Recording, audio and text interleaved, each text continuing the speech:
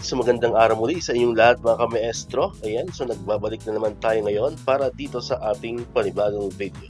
Pero bago natin talakayin itong ating video natin ngayon mga kamaestro, kung bago ka pa lang dito sa aking YouTube channel, huwag mong kakalimutan na mag-like, mag-comment, mag-share at syempre, i-subscribe mo na rin itong ating YouTube channel, El Maestro Sir Anton Official.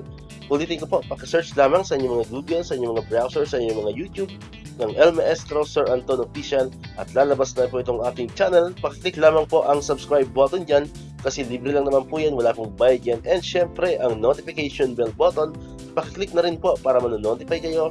Always updated kayo every time na may mga bago tayong upload na video katulad nito. Alright, so nabanggit ko na kanina kamaestro, meron tayo ngayong panibagong video. Ang video natin ngayon mga kamaestro ay tungkol pa rin dito sa DepEd PBB 2021 SARO, no? Para po ito sa mga SDO o yung mga non-teaching personnel. Update po yan ngayong April 26, 2024.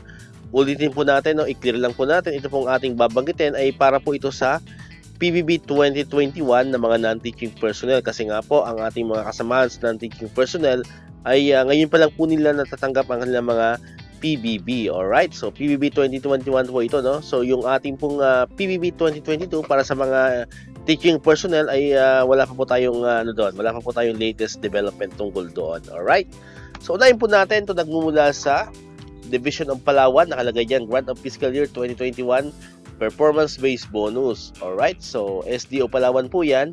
Next po, ito namang nagmumula sa Division of Puerto Princesa City. Ayan, nakalagay dyan Grant of Fiscal Year 2021 Performance-Based Bonus for Qualified Official.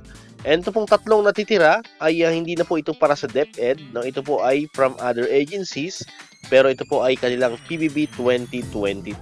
Unahin po natin ito, nagmumula sa DILG o Department of Interior and Local Government. Ayan, nakalagay dyan Fiscal Year 2022 Performance-Based Bonus for 4,494 qualified officials. And next po, nagmumula sa SUC, particularly po sa Tarlac State University. Ayan, nakalagay dyan for Fiscal Year 2022 Performance-Based Bonus. Next po, itong panghuli, nagmumula pa rin sa SUCs, particularly po sa Samar State University.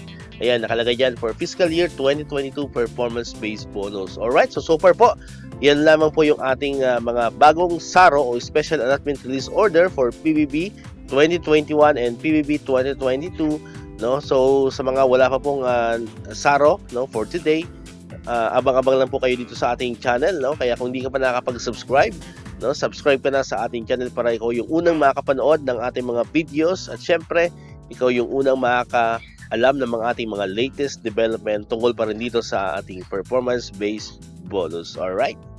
So muli, maraming salamat sa inyong panonood at pakikinig. Once again, El Maestro. See you on my next vlog. Bye-bye!